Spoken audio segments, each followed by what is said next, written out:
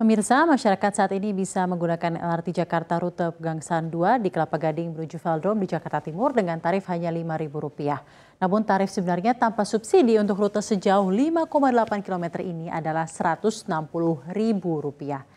Hal ini diungkapkan Kepala Divisi Sekretaris Perusahaan PT LRT Jakarta, Sheila Indira Maharshi kepada CNBC Indonesia Kamis 13 November 2025. Sheila menjelaskan tarif LRT Jakarta saat ini untuk rute Pegangsaan 2 sampai Velodrome sebesar Rp5.000 merupakan tarif yang sudah disubsidi oleh pemerintah Provinsi DKI Jakarta.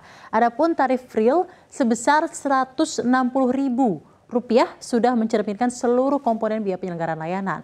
Contohnya ada biaya operasional dan sistem pendukung lainnya. Sementara tarif yang dibayarkan publik adalah hasil dari subsidi atau public service obligation yang menanggung sebagian besar biaya operasional. Sheila menegaskan tujuan utama LRT Jakarta adalah menyediakan transportasi publik yang terjangkau, efisien, dan berkelanjutan.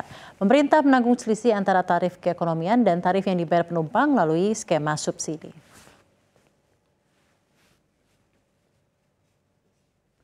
Kita akan ke informasi hot news berikutnya. Bus yang membawa anak dan lansia terjun ke jurang dan terguling sedalam 200 meter setelah bertabrakan dengan sebuah truk pickup di sebuah tikungan di Arequipa, Peru bagian selatan. Akibatnya 37 orang tewas dan 24 orang dilaporkan luka-luka. Kecelakaan ini terjadi Rabu dini hari di sepanjang ruas Jalan Raya Panamericana Sur yang menghubungkan Peru dengan Chili. Bus tersebut awalnya membawa lebih dari 60 orang termasuk anak-anak dan lansia. Bus milik perusahaan Lamusas itu berangkat pada Selasa malam dari kota Chala di Provinsi Caravelli menuju Arequipa, kota kedua terbesar di Peru. Pihak berwenang menyebut jumlah korban tewas masih bisa bertambah, mengingat banyaknya korban luka serius. Dalam laporan terbaru, jenazah korban ditemukan berjejer di tepi sungai. Seorang pendeta di lokasi kejadian terlihat membaca doa bagi para korban. Presiden Jose Heri dalam pesan di platform X menyampaikan bela sungkawa kepada mereka yang terdampak. Sementara itu, sopir truk yang selamat telah ditahan setelah menjalani tes alkohol dan supir bus dilaporkan tewas.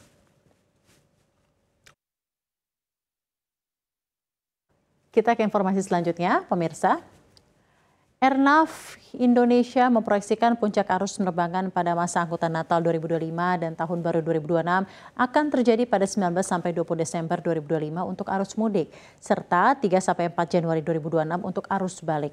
Proyeksi ini didasarkan pada data pergerakan pesawat selama 20 hari layanan khusus mulai 18 Desember 2025 hingga 4 Januari 2026. Direktur Operasi Airnav Indonesia Setio Anggoro menjelaskan total pergerakan pesawat selama masa puncak Natal dan Tahun Baru atau Nataru tahun ini diperkirakan mencapai 76.972 penerbangan dengan rata-rata 4.276 penerbangan per hari atau naik 3,5% dibanding tahun lalu.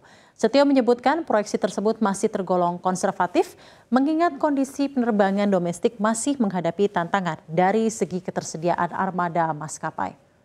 Yang merinci puncak arus keberangkatan diperkirakan terjadi pada Jumat 19 Desember dan Sabtu 20 Desember 2025.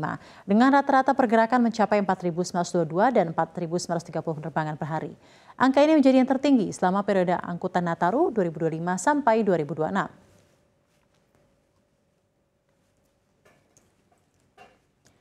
Kita akan lanjut ke hot news terakhir di kesempatan kali ini. Saham PT Leyan International Tbk atau LAPD kembali jadi sorotan setelah emiten ini resmi punya pengendali baru.